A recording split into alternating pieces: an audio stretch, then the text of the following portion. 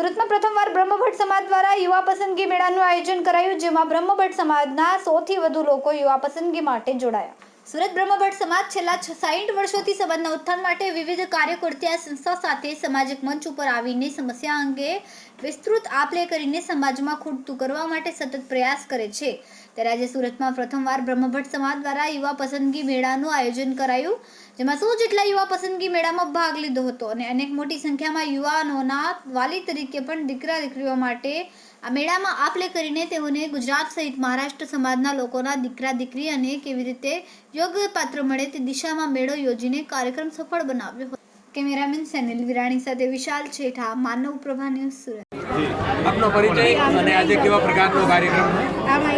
Kalpesh Barot, trustee Brahmbhatt સમાજ સુરત.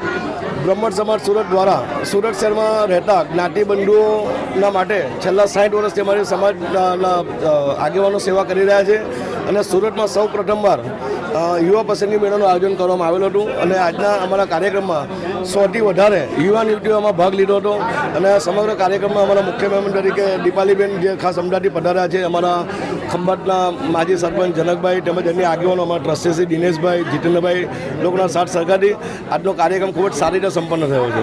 કઈ રીતનું આખું જે હોય છે તમારી સંસ્થા કામ કરે છે કે લોકોને પરિચય મેળવવા માટે પ્રસંગોમાં જોડાય? અમારા વિડીયોની નવી અપડેટ મેળવવા માટે સબસ્ક્રાઇબ કરો માનવ પ્રભા ન્યૂઝ ચેનલને. બેલ આઇકન ક્લિક કરો લેટેસ્ટ વિડીયો સૌથી પહેલા મેળવવા માટે.